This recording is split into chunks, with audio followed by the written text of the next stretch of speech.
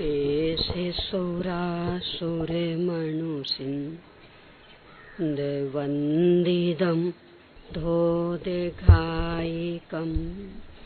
मेमलं प्रणमामि बड्ढमानं तीर्थं धम्मसेकतारम्। ओम ह्रीं श्री अरहंत सिद्ध आचार्य उपाध्याय साधु पंच परमेष्ठिभ्यो नमो। अपना जीवन सुख शांतिमय बनाने हेतु सुखमय जीवन की कला सीखने के लिए संपूर्ण जिनागम को 5 बिंदुओं में गर्भित करके अंतिम 5वें बिंदु क्रमबद्ध पर्याय पर अपनी चर्चा चल रही है।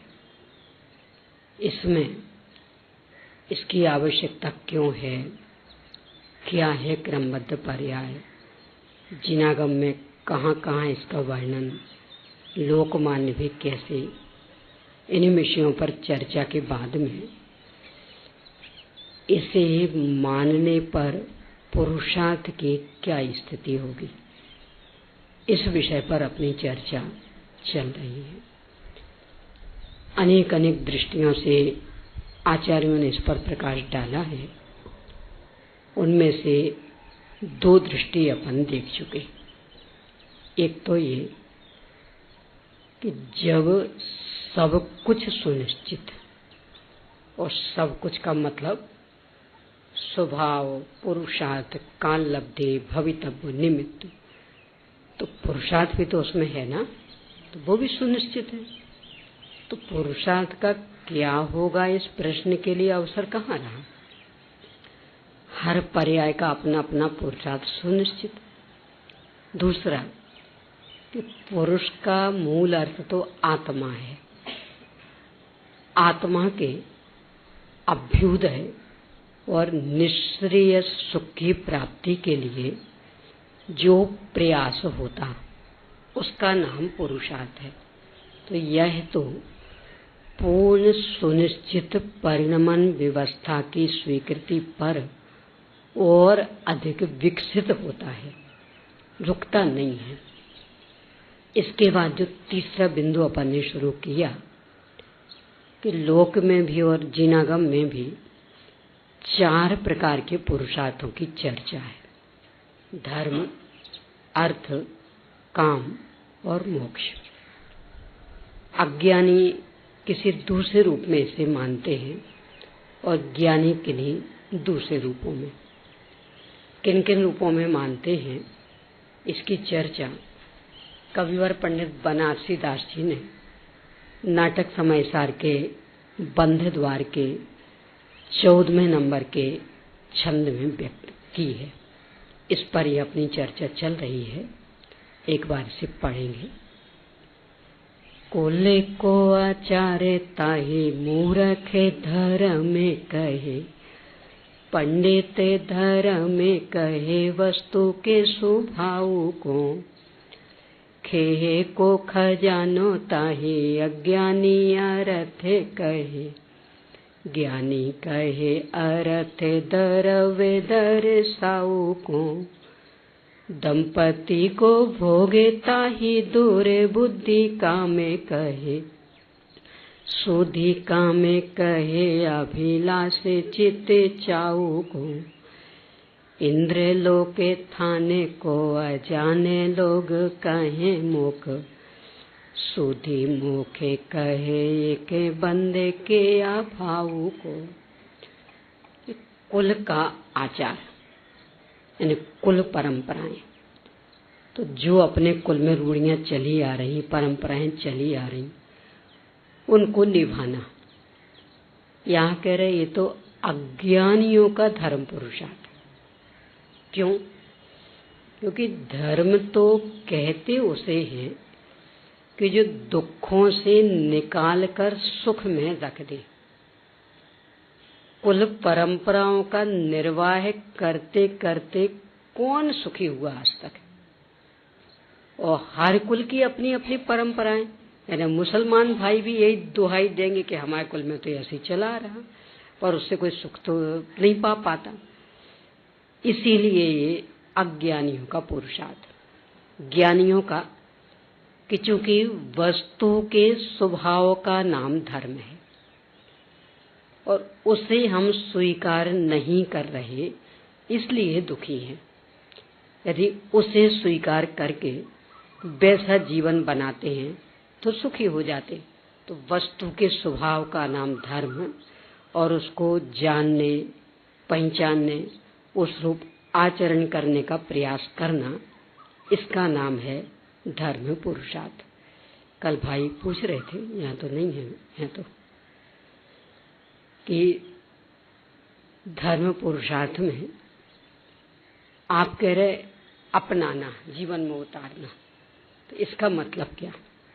तो बताया था, वैसे तो जब चर्चा की थी तब भी काफी विस्तार दिया था। जीवन में उतारने का मतलब अकेला अपना वैयक्तिक आचरण नहीं, सभी वस्तुओं का स्वभाव धर्म है ना, तो इनके संदर्भ में जो यथार्थता है, यानी शरीर के संदर्भ में यथार्थता ये कि ये रोगों का घर है और जीव का बिल्कुल नहीं सुनेगा, जीव कितना ही कुछ भी करे ये सुनने वाला नहीं है। तो इस रूप की अपनी परिणति बन जाए, बस इसका नाम है तद्रूप आचरण। यानी निरंतर ये लगे कि ये तो रोगों का घर ही है, तो रोग व्यक्त हो गया तो आश्चर्य क्या, वो तो घर ही उसका, तो व्यक्त नहीं होगा तो क्या होगा? यानी जो घर ही उसका हो तो उसमें से क्या निकलेगा? तो इसके बल पर अपना चित्त आंदोलित नहीं हो, क्यों, मैं तो पहले से ही पता, वो तो रोगों का घर ही है, तो क्या आश्चर्य होगा? तो बुखार क्यों आ गया, क्यों आ गया, ये कहो अभी तक क्यों नहीं आता था? यानी रोगों का घर, यानी ऐसा नहीं ना, जैसे अपने यहाँ पाइपलाइन रहती ना, ये मान लो यहाँ गैस की भी है, तो अपने पानी की है, बिजली की है।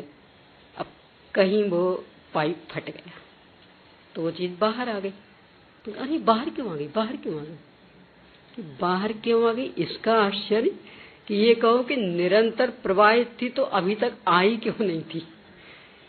यानी 24 घंटे पानी उसमें से बह रहा है, तो ये बाहर निकला क्यों नहीं था, बराबर लगातार बह कैसे रहा था?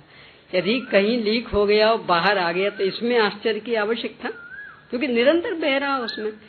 ऐसे ही जो रोगों से ही बना हुआ घर है, रोगों का ही घर है, तो ये व्यक्त क्यों हो गया? आश्चर्य इसका होना चाहिए कि अभी तक ये व्यक्त हुआ कैसे नहीं, यानी रोगों का घर होने पर भी स्वस्थ चल कैसे रहा, ये दिख कैसे रहा कि नहीं बिल्कुल हट्टा कट्टा स्वस्थ? आश्चर्य तो इस पर होना चाहिए। तो ऐसी परिणति अपनी निरंतर बनी रहे, यानी शरीर की हर दशा सहज स्वीकार होती रहे। क्यों? ये तो उसका घर ही है, ये तो उसका स्वभाव ही है, इस पर किसी का कोई बस नहीं चलना। इसका नाम है तद्रूप आचरण। अब ऐसी परिवार कुटुंबी जन कि यहाँ कोई किसी का नहीं होता, इसलिए किसी पर रंच मात्र भी कुछ भी मनवाने के लिए दुराग्रह का अवसर नहीं है, किसी से सेवा शुश्रूषा की अपेक्षा रखने के लिए कहीं अवसर नहीं, कोई किसी का होता ही नहीं, रैन बसेरा है। तो ऐसी परिणति अपनी निरंतर चलती रहना, यानी कोई नहीं कर रहा सेवा शुश्रूषा तो शिकायत करने का भाव नहीं आवे, किससे शिकायत करें, यहाँ होता कौन है किसका? इसका नाम है तद्रूप आचरण। ऐसे व्यापार धंधे में अपने हिसाब से लाभ होता रहा, अपने हिसाब से घाटा होता रहा, फिर ये सब हमने असावधानी बरती इसलिए घाटा। कि जब से संभाला था तब कितने सावधान थे, फिर लाभ क्यों हो रहा था?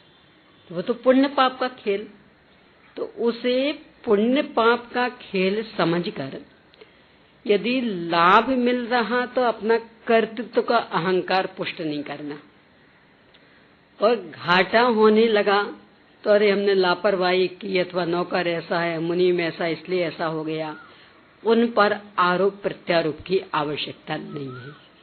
ये तो स्वरूप ही है, ये समझ के उसको सहज स्वीकार करते जाना, इसका नाम है अर्थ पुरुषार्थ। और धर्म में लें तो धर्म पुरुषार्थ की उसका स्वभाव है सहज स्वीकार। देखो, ये जो अपने चित्र बनते हैं बहुत मनोवैज्ञानिक होते हैं। सरस्वती की मूर्ति बनेगी तो हमेशा बैठी हुई, और वो भी एक पैर पर दूसरा पैर रख के। क्यों? ऐसे बैठे हो ना, जल्दी खड़े हो सकते हैं। और पैर पर पैर रख लो तो पहले वो पैर खोलो फिर खड़े हो। सरस्वती हमेशा कैसी बैठेंगी? देखना कहीं में फोटो वगैरह उनकी रहती ना, तो एक पैर पर दूसरा पैर रख के ऐसी बैठेंगी, यानी उनको उठने में थोड़ा समय लगेगा। मतलब क्या? सरस्वती यानी ज्ञान की प्रतीक, कि आप जो ज्ञान अर्जित करेंगे वो अंदर बैठा रहेगा, इतने आसानी से नहीं भागेगा वो। और लक्ष्मी जी की फोटो यदि कहीं बनेगी, हमेशा खड़ी, बैठी नहीं बनती कभी भी। देखना, ये जो दीपावली आदि पे बहुत बिकती ना, तो मूर्ति भी और फोटो भी, देखना हमेशा खड़ी। क्यों? उसको भागने में देर नहीं लगनी, वो पहले से ही खड़ी है। यानी कोई बैठा हो तो बैठ के खड़े होने में थोड़ा समय लगेगा, और जो पहले से ही खड़ा है वो एक क्षण में भागेगा। तो लक्ष्मी भागती है, उसे बांध नहीं सकते, वो पहले से खड़ी है। तो फोटो ही उसकी वैसी बनाई जाती, मूर्ति उसकी बनाई जाती कि ये कहीं टिकने वाली नहीं है। कोई काम जो अपन खड़े खड़े करते, कब करते? हमें जल्दी से जाना है तभी करते ना। यानी कोई भी नाते रिश्तेदार के यहाँ मान लो कभी कभी पत्रिका वगैरह देने जाना हो, बहुत काम रहते, तो बैठने के लिए कहाँ फुर्सत, तो वहीं गेट पे खड़े खड़े और 2 सेकंड बात की और चलते, यानी बैठने की फुर्सत नहीं, जल्दी जाना जल्दी जाना। तो जल्दी जाना होता है तो काम खड़े खड़े निपटाते। लक्ष्मी हमेशा खड़ी है, यानी उसे भागना है, वो कहीं टिकने वाली नहीं है किसी के पास भी। तो अपने पास कैसे टिक जाएगी? तो आश्चर्य तो ये हो कि जो इतनी चंचल है वो इतने दिन तक टिक कैसे गई। यानी इसका आश्चर्य नहीं हो कि ये इतने जल्दी चली कैसे गई। हम तो इतनी इतनी सावधानी की थी, इतनी इतनी बुद्धि लगा रहे थे, एक घाटक कैसे लग गया। आश्चर्य इसका नहीं, आश्चर्य इसका कि जो हमेशा खड़ी ही है, यानी भागने की धुन जिसे सवार, तो वो इतने दिन यहाँ रह कैसे गई। उसे तो निरंतर भागना था। तो ये अपने उपयोग में निरंतर रहे तो न लाभ में खुशी होगी कि क्या फर्क पड़ना, बस आई है वो तो जाने के लिए ही, और न चले जाने पर खेद होगा, क्यों वो तो पहले से खड़ी थी, भागने को ही तैयार थी तो भाग गई। तो इस तरह की परिणति हो जाना, यानी उस रूप अपना आचरण, ऐसा हर संयोग में लगा लेना।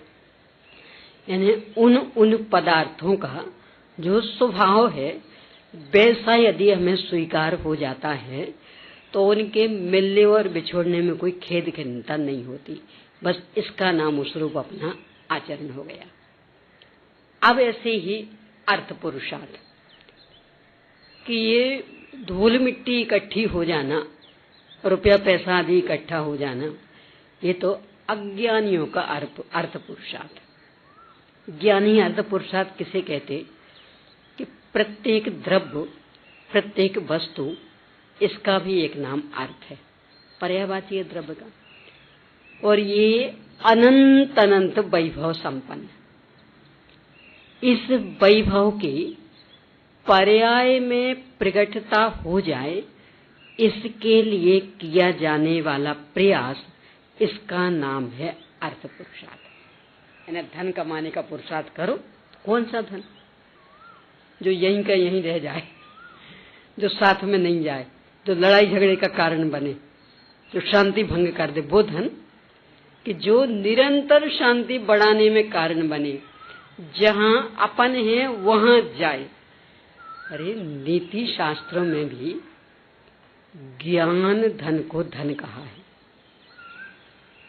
इस संस्कृत में सुभाषित श्लोक जो पढ़ाए जाते थे उसमें इस तरह का एक पद पढ़ाया जाता, न चौर्हार्यम न च भ्रातृभाज्यम,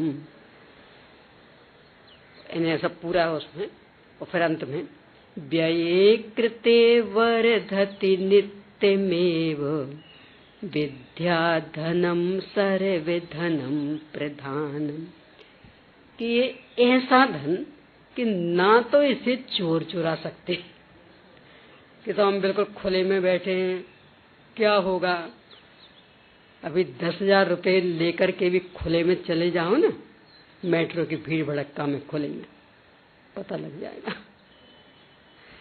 और ये विद्या धन लेके कोई चुरा लेगा ना। न भ्रातृभाज्यम, आपने कमाया होगा पर अभी बंटवारा नहीं हुआ था। 4 भाई थे, 3 बिल्कुल निकम्मे, आप ही सब कुछ करते थे पर बंटवारा नहीं हुआ था। अब पिताजी को लगा कि बंटवारा कर दे, तो भी कलह होने लगी, तो उन 3 को मिलेगा कि नहीं मिलेगा? कितना मिलेगा? वे तो कमाते ही नहीं थे, वो छोटा तो बिल्कुल ही छोटा था, अभी तो वो दुकान पर जाने लायक भी नहीं था, तो कितना मिलेगा? बराबर का। यानी बिल्कुल भी उसने नहीं कमाया तो भी पूरा हिस्सा देना पड़ेगा। और विद्याधन, एक रह गया बिल्कुल मूर्ख और एक बन गया खूब बड़ा विद्वान, फिर बंटवारा होगा तो आदि आदि बुद्धि नहीं, न भ्रातृभाज्यम। अरे इतना ही नहीं, राजा टैक्स नहीं लगा सकता, बाकी सारी संपत्ति पर टैक्स। और कितनी कितनी कि जो संपत्ति बढ़ती जाएगी ना, त्यों वो टैक्स का अनुपात भी बढ़ना, और बढ़ते बढ़ते तो आधा टैक्स, 50% टैक्स, यहां तक पहुंच जाएंगे। विद्वत्ता पर कि सब बहुत कमा लिया हमने ज्ञान धन, तो अब कुछ टैक्स।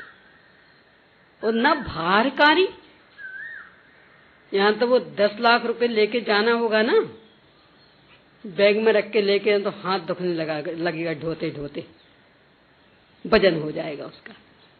इस धन का थोड़ा बहुत वजन, यानी माथा खूब भारी हो गया, क्यों? बहुत सारे ग्रंथ याद हो गए होगा न भारकारी।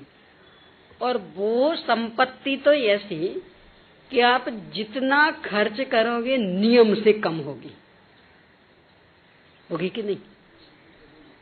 वो तो नई कमाई होती रहे तो वो खर्च दिखे ना, पर बाकी जितना भी खर्च किया तो उतनी तो कम हो ही गई।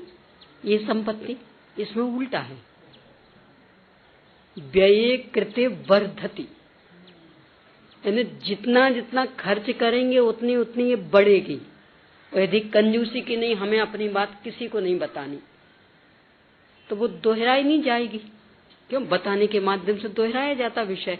अब नहीं बताना ये संकल्प कर लिया तो होते होते विस्मरण खत्म। और जितना अधिक बताएंगे, व्यय करेंगे, तो उतनी अधिक बढ़ेगी, ज्ञान में परिमार्जन होता जाएगा, वृद्धि होती जाएगी। तो लोक में भी इस ज्ञान धन को सर्वोत्तम धन कहा। यहां तक लिखा, स्वदेशे पूज्यते राजा विद्वान सर्वत्र पूज्यते। राजा की पूजा कहाँ तक होगी? अपने देश में। और विद्वान कहीं भी चला जाए, नीतिकार यहाँ तक लिखते, विद्वान के लिए कौन सा विदेश, सब स्वदेश ही है। वो तो जहां जाए वही अपना घर, उसके लिए कौन सा पराया। और राजा आदि के लिए, बाकी सबके लिए कि वहां तो बहुत अपना घर पराया घर। पर ज्ञान धन एक ऐसा धन कि सारी सीमाएं उसके लिए खुली हैं, कहीं कोई प्रतिबंध के लिए अवसर नहीं। तो ऐसा अद्भुत धन, ये तो अकेला ज्ञान, और पूरे ही अपना वैभव, जैसा ज्ञान वैसे दर्शन, वैसे सुख, वैसे वीर, सब ये पर्याय में प्रकट हो जाए, इसका नाम है हम धनी बने। और इसको प्रकट करने का प्रयास करना, इसका नाम है हमने धन कमाने का प्रयास किया। पंडित जयचंद जी छाबड़ा ने समय सार जी की वचन का लिखनी शुरू की तो प्रारंभ में बहुत बड़ा मंगलाचरण लिया, तो वहां इन 3 पुरुषार्थों को भी याद किया, नमो धर्म धन भोग, कि धर्म धन और भोग को हम नमस्कार करते। तो धर्म यानी वस्तु का स्वभाव, और उसको जिनने पर्याय में प्रकट करके भोगना शुरू कर दिया, यानी पंच परमेष्टि भोग रहे। तो धर्म धन रत्नत्रय धन प्रकट किया और उसको भोग रहे, हम तो उनको नमस्कार कर रहे हैं। यानी भोगियों भोग करने का मना थोड़ी है, खूब भोगो, पर बस अपनी चीज भोगो। लोक में भी आप पराई चीज भोगेंगे तो सम्मान कैसे पाएंगे? तो अपनी अपनी चीज भोगें, तो यानी अपने अपने कपड़े रोज पहने, कौन मना करेगा? और दूसरे को उठा के पहने, तो अपने अपने आभूषण रोज नए नए भी बदले, कौन मना करेगा? और किसी दूसरे का कुछ भी पहना तो इतना सब कान का भी पहना ना, लड़ाई हो जाए। यानी अपना अपना भोगो। तो भोगने का निषेध नहीं है, धन इकट्ठा करने का निषेध नहीं है। तो निषेध किसका है कि पराये पर नजर मत बिगाड़ो, अपना अपना खूब इकट्ठा करो और खूब भोगो। तो अपना जो स्वयं का वैभव अनंत गुण, उन्हें पर्याय में प्रकट करने का प्रयास करना, इसका नाम है अर्थ पुरुषार्थ। कल अपन ने काफी चर्चा की थी कि वास्तव में लौकिक धन अपने कमाने से नहीं आता, ये तो सारा पुण्य का खेल। और ये पुण्य जितना देव शास्त्र गुरु के सानिध्य में बंधता है, उतना अन्यत्र बंधता ही नहीं। तो इस पर से भाई ने एक प्रश्न डाला था कि साहब तो क्या नौकर चाकरों के भरोसे दुकान छोड़ दें? छोड़ दो, कोई फर्क नहीं पड़ना। ऐसे कई उदाहरण सामने, और दुकान फली फूली। नाम गांव बताने से कोई लाभ नहीं है, पर हैं ऐसी घटनाएं। मालिक रहता था अफ्रीका में, यहाँ भारत में पंप डाला था, पेट्रोल पंप, यहीं आपके महाराष्ट्र में। पहले किसी दूसरे नौकर के पास था वो मालिक, तो कभी कभी साल में एक बार आते थे 10-12 दिन के लिए। तो उस नौकर को बहुत अपना मौका मिलता था, तो खूब गड़बड़ किया। एक बार वो मालिक आया तो उसको ख्याल में आ गया, तो उसने उस नौकर को हटा दिया, एक दूसरा नौकर रखा, वो एकदम प्रामाणिक था। तो जितना उस मालिक ने अफ्रीका में रह के नहीं कमा पाया, उतना यहाँ 1 साल में कमा के उसने दे दिया। और जब अगले साल फिर वो 12 दिन के लिए आया तो देख करके इतना खुश है। वो नौकर एकदम गरीब था, यानी जवान हो गया था, पर शादी के लिए भी पैसे नहीं थे, कुछ नहीं। जब वो मालिक 12 दिन के लिए यहाँ आया, उसने अपने पैसे लगा के और उसकी शादी की। क्यों? इतना कमा के दे दिया ना जितना वो जिंदगी भर नहीं कमा पाया। तो इतना खुश, इतना खुश। और जो वो बहू है उसके लिए पूरा सोना वगैरह भी, यानी बिल्कुल अपनी बहू जैसा पूरा। और वो तो बिल्कुल ही गरीब था, एकदम ही, यानी इतना गरीब जिसकी मैं घटना सुना रही हूँ, उन्होंने स्वयं अपने मुंह से अपना इतिहास बताया, पर नाम लेना नहीं चाह रही हूँ, क्या फायदा। इतना गरीब कि 9वीं तक तो कोई फीस आदि लगनी नहीं थी, 10वीं बोर्ड। तो बोर्ड परीक्षा की फीस भरने को रुपए नहीं थे। दुकान दुकान जा करके और एक एक पैसा, पहले तो सस्ते का जमाना था, तो एक एक पैसा इकट्ठा किया। और किस कीमत पर? कि बस आप दे दो, जैसे ये परीक्षा होगी हम आपके यहाँ आकर के काम करेंगे, और उसमें से आपका भी चुका देंगे और बाकी सबका भी चुका देंगे, पर अभी दे दो। ऐसे करके 10वीं की फीस भरी। बोलो क्या हालत होगी। तो उस व्यक्ति यानी ऐसा नौकर मिल गया, और खूब और फिर तो मालिक इतना खुश हुआ कि अपने बेटे जैसा तो पूरा पंप ही उसके नाम कर दिया कि हम यहाँ आते तो है नहीं, 10-12 दिन को आते हैं, तो तुम ही संभालो। तो पूरा पंप उसके नाम कर दिया। ऐसे कई उदाहरण, और स्वयं उनने अपने मुंह से सुनाए। एक हमारे स्मारक में मेरे कमरे के बगल में ही है, कलकत्ता वाले, उनने अपना सुनाया। और महीनों महीनों रहते स्मारक में आके, बोलते हमें कोई चिंता ही नहीं है, आराम से संभालता है पूरा काम नौकर। बे यहाँ बैठे स्मारक में 4-4 महीने 5-5 महीने रह जाते, और वहां सब बढ़िया चल रहा। कहने का मतलब क्या कि वास्तव में पुण्य पाप का खेल है। यानी यदि आपके पुण्य का उदय होगा तो नौकर ऐसा मिल जाएगा कि जो आपसे भी ज्यादा अच्छे ढंग से काम कर लेगा और खूब कमाई होगी। और पाप का उदय होगा तो नौकर तो क्या, आपकी बुद्धि,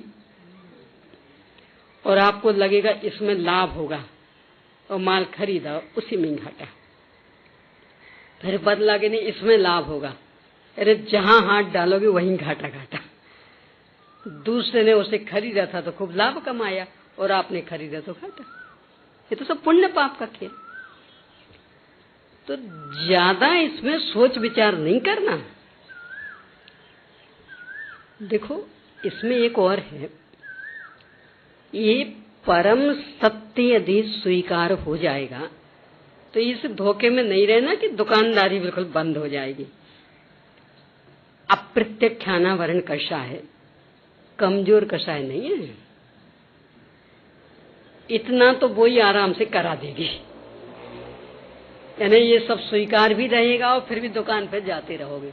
तो लाभ क्या मिलेगा कि जो अभी अमाप आकुलता और उसके पीछे आत्म कल्याण के लिए फुर्सत ही नहीं, बस उस पर लगाम लग जाएगी।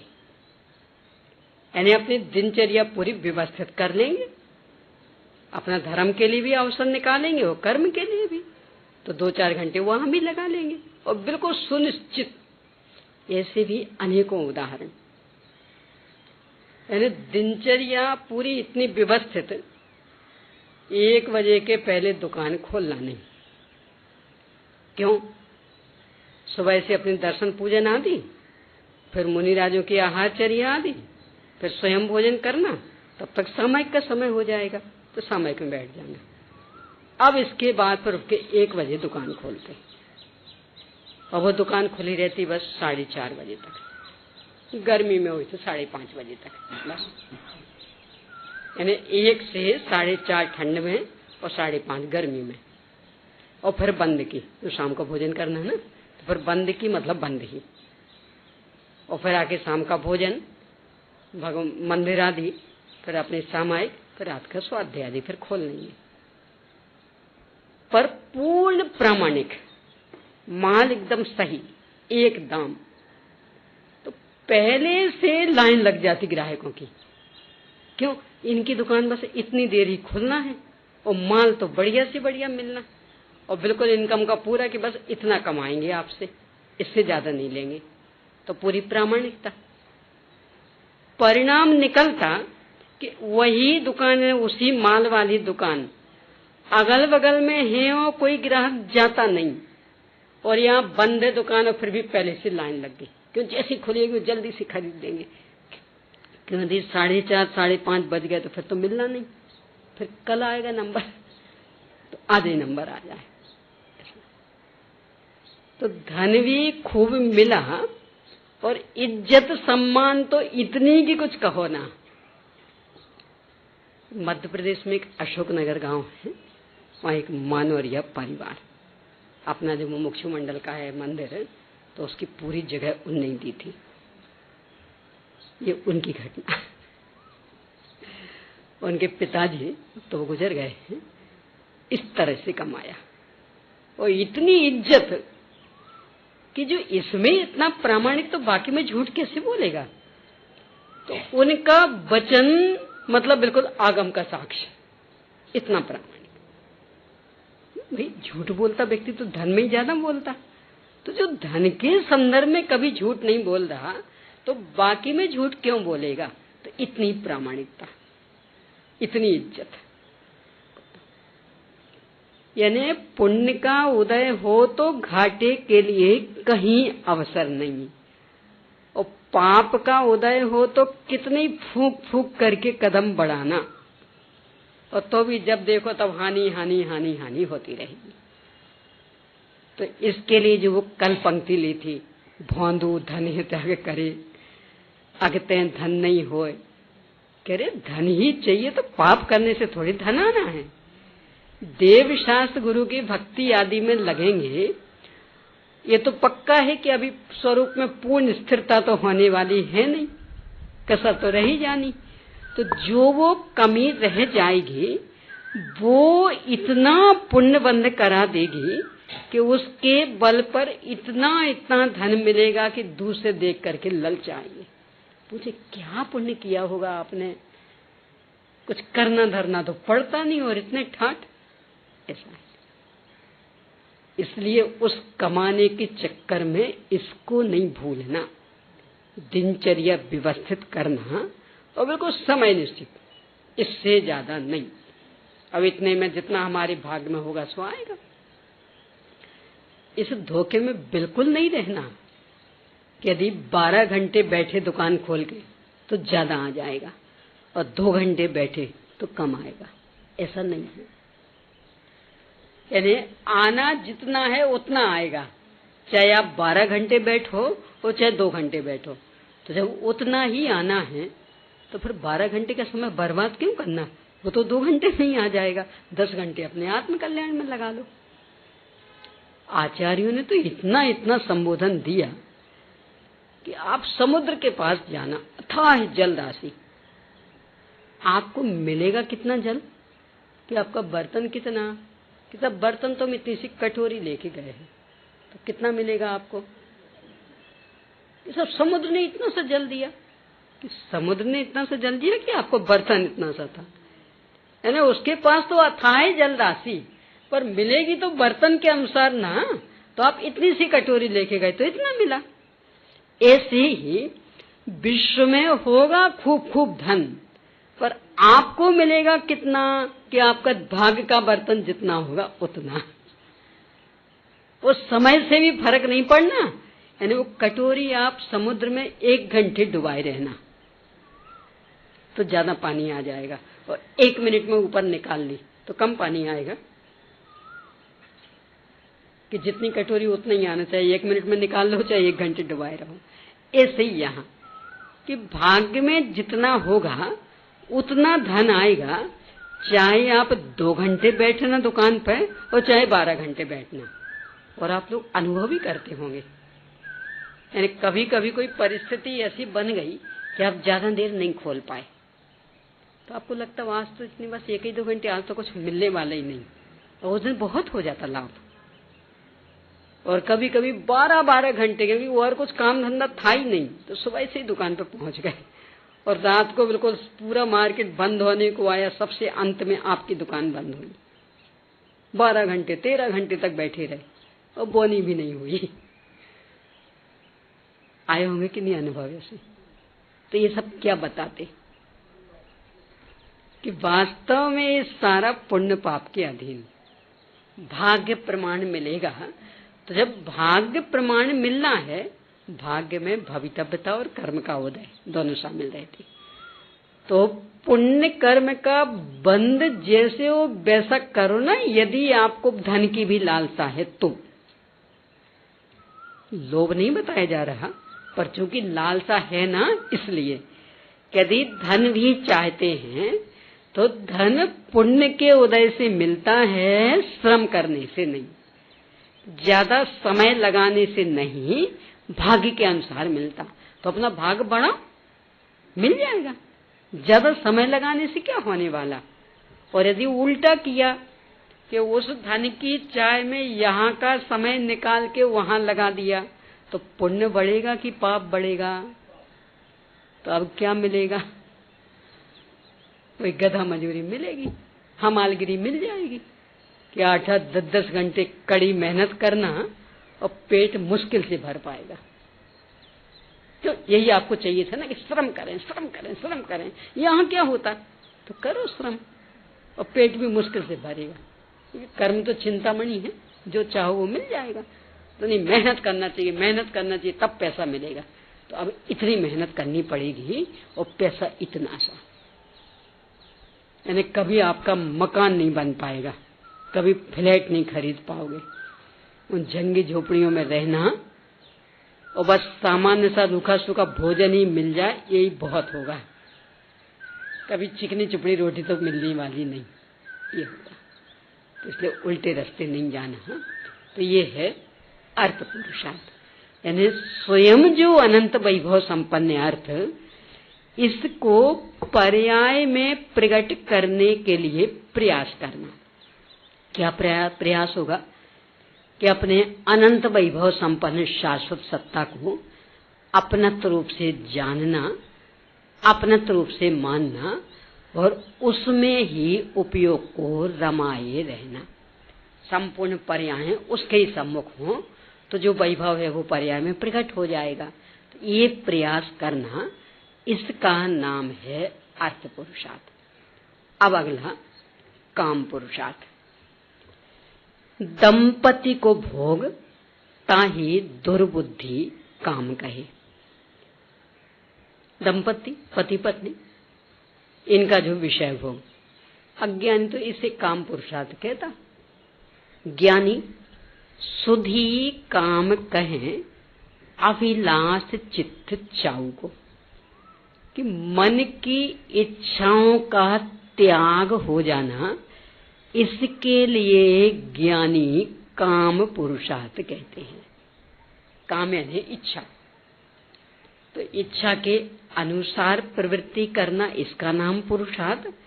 कि इच्छाएं समाप्त करने की दिशा में प्रयास करना, इसका नाम पुरुषार्थ। अपने यहाँ तो कहावतें भी प्रसिद्ध है ना, जो इच्छा के दास हैं वे तिहु जग के दास।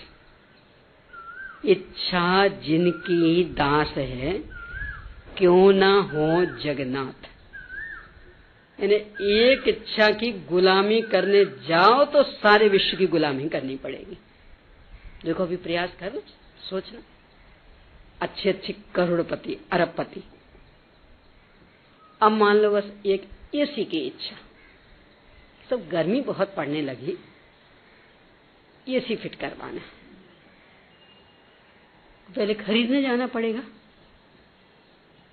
किस किस की गुलामी करनी पड़ेगी? आप अरबपति हैं तो वो एसी बेचने वाला उसके पास, अब वो कहेगा नहीं इस आवाज तो नहीं, कल आइएगा। किनको चक्कर काटने पड़ेंगे? वो तो खैर फिर भी बिजनेसमैन तो काफी कुछ अच्छा होगा। अब इसके बाद वो फिट करने वाला, वो कितने पति होता? वो तो बिल्कुल 4th क्लास का नौकर।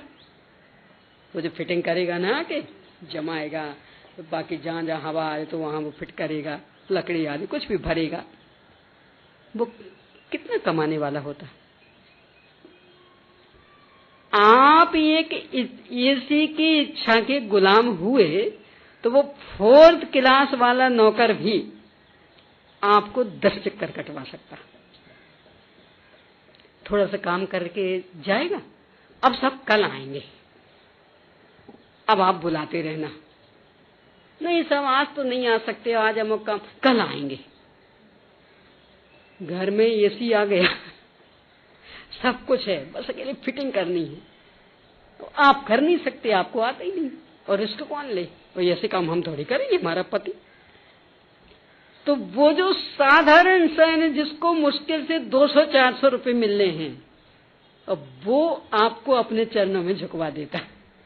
बोलो झुकते कि नहीं? कितने बड़े हो गए, अरबपति थे और वो 400 रुपयों की हर एक काम में ले लेना। मैं अपने हाथ से बर्तन चौका नहीं कर सकती हूँ क्योंकि अरबपति है। तो वो जो 1000 रुपये कमाने वाली बाई, वो आपको नचा डालती। आप अरबपति और वो 1000 रुपये कमाती, देखो साहब हम तो इतने बजे आएंगे। नहीं भाई इतने बजे नहीं, हमारे स्वाध्याय का समय रहता, अभी दीदी आएंगे क्लास चलती, हम कुछ नहीं जानते, हम तो इतने बजे आएंगे। यदि हाँ कहो तो ठीक, नहीं तो कल से आएंगे ही नहीं। बोलो किसे झुकना पड़ेगा? कौन झुकेगा? कौन बड़ा हो गया? यानी वो अरबपति सेठानी उस 1000 रुपए कमाने वाले के पास में गिड़गिड़ा रहे, नहीं भाई थोड़ी कृपा कर रहा हूं, बस कुछ दिन की बात है, हमेशा को थोड़ी कह रहे, थोड़ी सी, इतनी बस, इतना कर लो। और वो अकड़ी रहेगी, हमसे नहीं होगा, आपको करवाना है तो करवाओ, नहीं तो छुट्टी। किस किसको झुकना पड़ेगा? ये सब विचार नहीं करते ना अपन, इसलिए अकड़ बनी रहती। विचार करें तो लगता है इससे अच्छी तो वो नौकरानी अच्छी, स्वतंत्र तो है, जब आना सो आना, नहीं आना सो नहीं आना, और आप गिड़गिड़ाते रहो उसके सामने। तो कौन हुआ धनी? रुपयों में तो आप धनी दिख रहे हैं, वो गरीब दिख रही। अरे स्टेशन पर जाओ ना, सामान अपना ज्यादा हो तो वो हमाल कुली कितना कमाता, वो ना को चने चब्बा देता, हम तो इतने लेंगे। उसको बराबर दिख रहा कि सामान इतना है तो ये तो ले नहीं जा सकती, और गाड़ी यहां ज्यादा रुकती नहीं है, तो उल्टे सीधे खींचता और आखिरकार झुकना पड़ता आपको। वो इतना बोझ लेके चलता तो भी बड़ी शान से, आखिर कर दी ना इनकी बुद्धि ठिकाने। और अपन मेरे को खाली हाथ चल रहे तो भी अरे इसने मन माने रुपए ले ही लिए आखिर। तो बोलो किसको किसके सामने झुकना पड़ा? यानी इच्छा के दास बने तो सारे जगत के दास बनना पड़ेगा। ये सब्जी आदि खरीदने जाते हैं, और सब्जी बेचने वालों की क्या हैसियत रहती,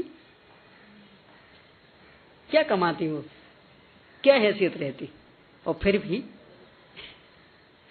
ये अच्छे अच्छे अरबपतियों के चक्कर हैं, नाटक हैं, वो भी नचा देती। सब इतने में मिलेगा, आपको लेना हो तो लो, नहीं लेना हो तो मत लो।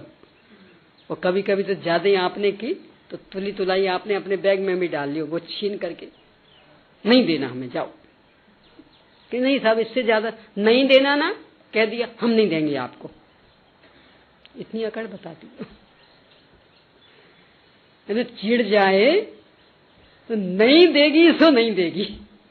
बोलो किसका परिणाम? ये इच्छा की गुलामी। यानी अपन इच्छा के दास हुए तो उतनी साधारण सी स्थिति वाली वो सब्जी बेचने वाली, और वो भी अपने को परेशान कर डालती, उससे भी माफी मांगनी पड़ती कि भाई गलती हो गई हमसे, अब नहीं करेंगे, दे दो अभी। तो इच्छाओं के अनुसार चलने का नाम काम पुरुषार्थ होगा। अब ऐसे सबकी इच्छा लगा, विषय भोग की इच्छा आदि, उदाहरण तो इसके लिए पर्याय मूल तो विषय भोग वाली, तो उस इच्छा के अनुसार चलने का नाम काम पुरुषार्थ, कि उसका त्याग हो, यानी अपने आप में संतुष्टि ऐसी हो कि विषय भोग की इच्छा ही पैदा ना हो, इसका नाम है काम पुरुषार्थ। और इसके लिए प्रयास होता है। देखो और उदाहरण है, लगा लेना आप विषय भोग पर उदाहरण में दूसरे दे रहे। आप सुबह घूमने को निकले हैं, बीच में एक चौराहा है, चारों ओर बिल्कुल सपाट सड़कें, यानी उस चौराहे पर खड़े हो जाओ तो चारों ओर 1-1 किलोमीटर की सड़क बिल्कुल साफ दिखती। सुबह का समय है, कोई नहीं, बिल्कुल सुनसान, यानी एक चिड़िया भी नहीं है। वहां चौराहे पर 10 लाख रुपए की गट्टी, 1000 के नोट वाली पड़ी है। चारों रास्ते दिख रहे, 1-1 किलोमीटर बिल्कुल साफ, यानी यहां से आपको 1 किलोमीटर दिख रहा पूरा चारों ओर का, एक चिड़िया भी नहीं है वहां। यानी आप यदि उठा लें तो आसानी से पच जाएगा, अब बोलिए, वो 10 लाख रुपए उठाने में पुरुषार्थ करना पड़ेगा कि नहीं उठाने में? उठान तो क्या बिल्कुल सहज, कौन सा भारी, उठा लोगे। और जिस तरह का वातावरण तो लग रहा है यहाँ, कौन सबूत है, साक्ष्य देने वाला है कौन? एक चिड़िया तक तो है नहीं, आराम से पच जाएगा। पर वहीं एक मन कहेगा चीज अपनी नहीं ना, बिल्कुल नहीं उठाना।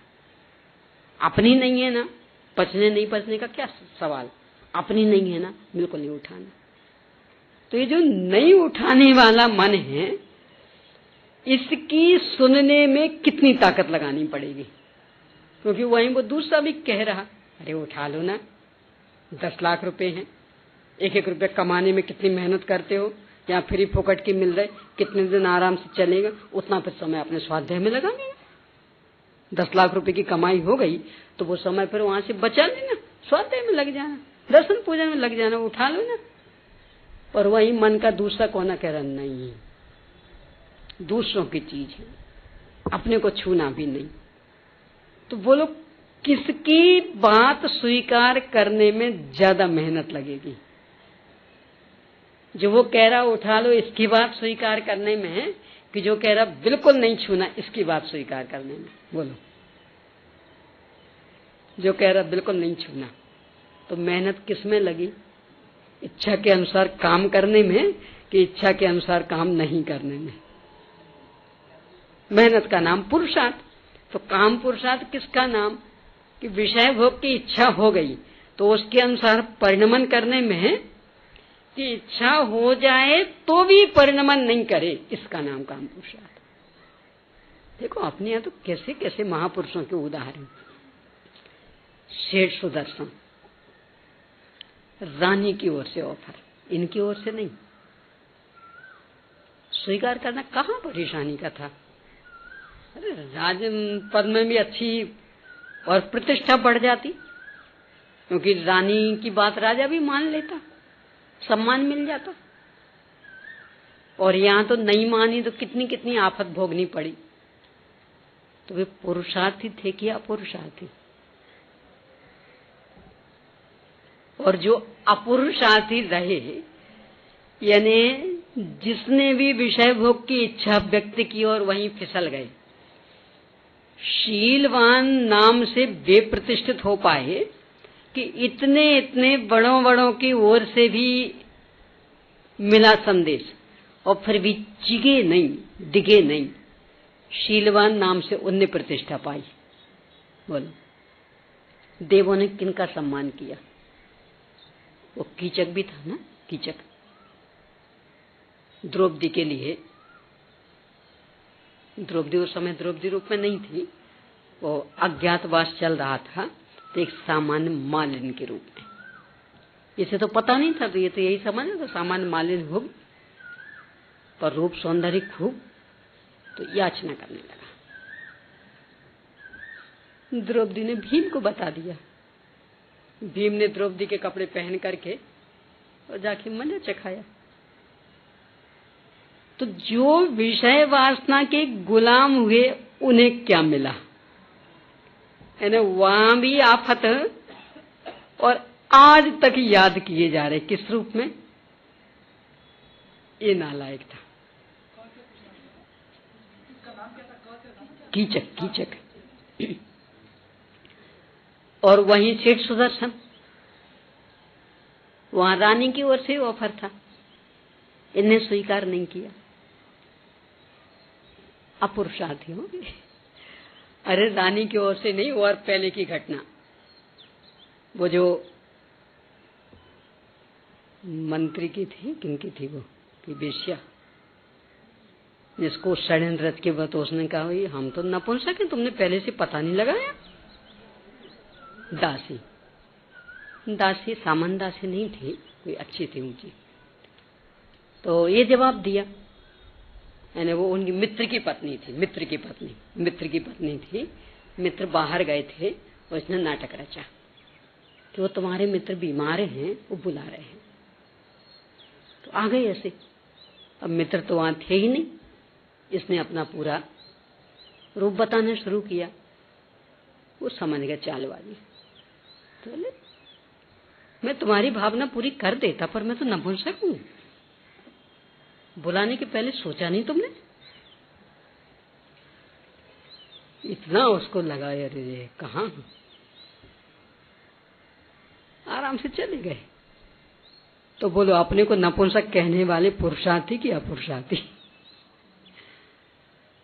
अब फिर बाद में वो घटना बनी, बसंतोत्सव था, ये अपनी पत्नी मनोरमा के साथ और बेटे के साथ में बैठ के रथ पे जा रहे थे। रानी देख रही थी, ये कौन है? अरे आप नहीं जानते, नगर सेठ अपने सुदर्शन साथ में कौन है? उनकी धर्मपत्नी, एक गोदी में कौन? उनका बेटा। तो वो वहां खड़ी थी, है बेटा? अरे वो तो नपुंसक है। तू ठगाई गई है, समझ नहीं पाई तुम। वो नपुंसक नहीं है, वो तो लोकोत्तम पुरुष। तो रानी ने जब ऐसा व्यंग्य किया तो वो बोली मैं तो ठगाई गई सही, आप तो हो ना खूब रूप सौंदर्य वाली, आप करके दिखाओ। हाँ करूंगी। और पूरा षड्यंत्र। और ऐसे कोई अष्टमी चतुर्दशी का पर्व था, शमशान घाट में नग्न होकर के प्रतिमा योग की साधना करते थे, आत्माराधना करते थे। पता लग गया था इन लोगों को, तो दासी के माध्यम से उस षड्यंत्र रचवा के उठवा लिया, पलंग पे पड़े नंगे। रानी विषयासक्त, सब तरह से प्रयास कर लिया, होते होते सुबह होने को आ गया, पर तो बस पड़े। अब डरी, राजा को पता लग जाएगा तो क्या हालत होगी, तो पांसा उल्टा कर दिया। देखो देखो ये हमारे कमरे में घुस आया, हमारी इज्जत लूट रहा, और अपने हाथ से कपड़े उपड़े फाड़ के, तो उस तरह का नाटक। आया राजा दौड़ के, देखा तो वास्तव में नंगा पड़ा है। अब तो पक्का प्रमाण मिल गया, फांसी की सजा। ये अपने वैसे ध्यान से फांसी पे चढ़ा दिया, सिंहासन बन गया। फांसी सिंहासन बन गई। किन की बनी? नंगे पड़े थे पलंग पे, तो अब तो कोई भी शंका कर लेता ना, और करे ली ना राजा ने, और फांसी की सजा दे दी। रक्षा किन की हुई? उस कीचक की कि सुदर्शन की? कीचक की क्यों नहीं हुई? वो इच्छा का गुलाम था। सुदर्शन की क्यों हुई? इच्छा की गुलामी नहीं की। यानी काम पुरुषार्थी थे कि इच्छा के अनुसार नहीं चलना। तो कौन पुरुषार्थी रहा? विषय वासनाओं के अनुसार प्रवृत्ति करने वाले, कि उनसे विमुख होने वाले। देखो हर क्षेत्र में लगा ना, इस युग के 24 तीर्थंकर है ना, कोई अंतर कुछ? तो पंच बाल यति अलग से क्यों?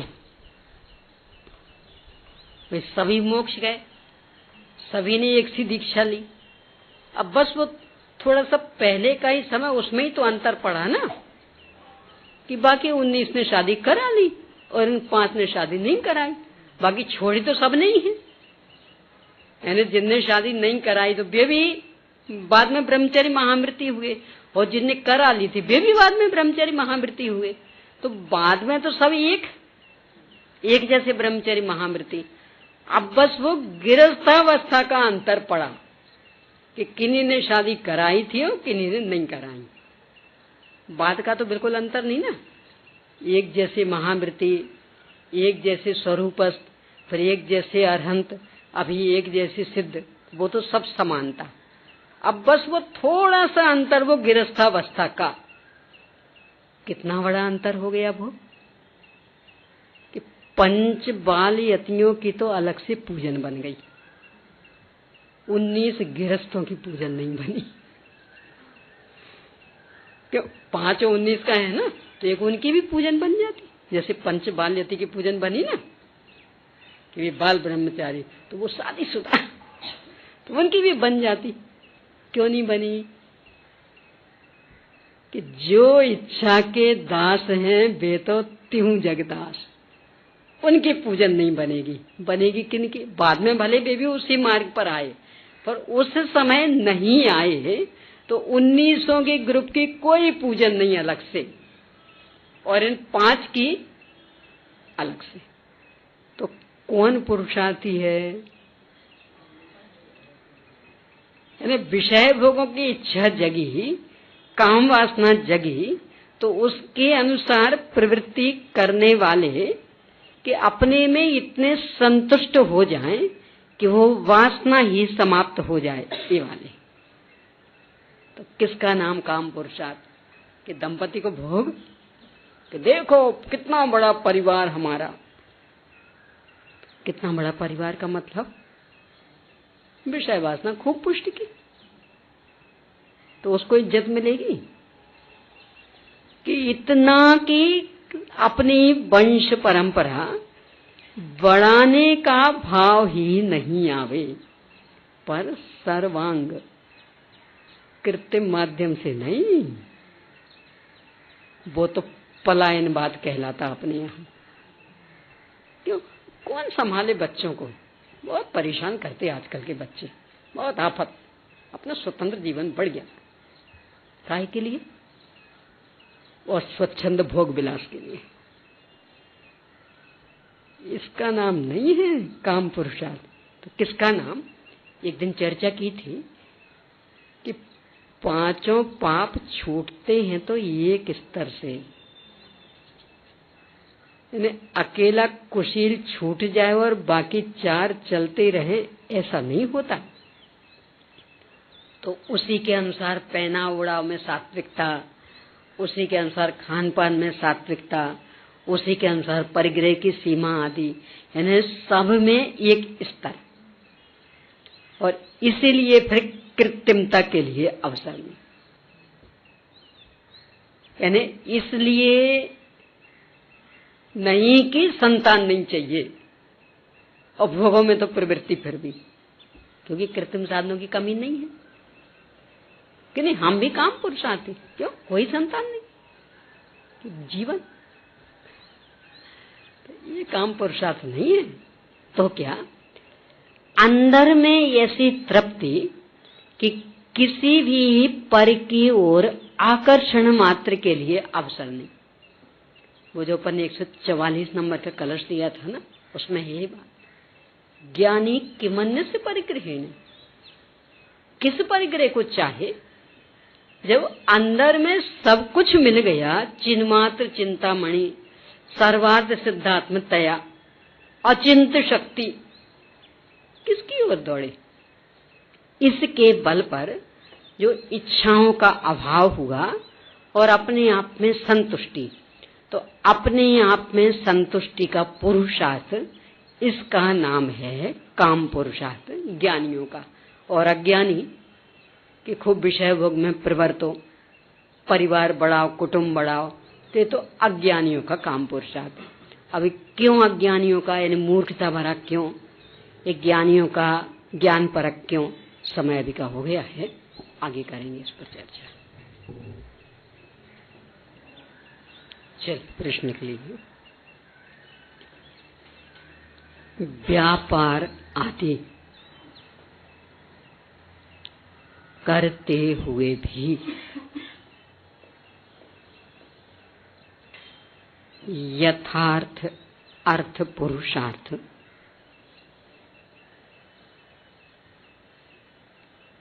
करने की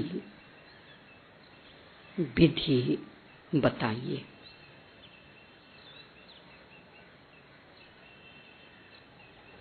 अगला, वास्तव में यदि लौकिक धन का आकर्षण है तो उसे पाने के लिए क्या करना चाहिए? यह बताते हुए सरस्वती और लक्ष्मी की मूर्ति क्रमशः बैठी हुई और खड़ी बनाने का कारण बताइए। अगला, अज्ञानी और ज्ञानी का, अज्ञानी और ज्ञानी का काम पुरुषार्थ स्पष्ट कीजिए।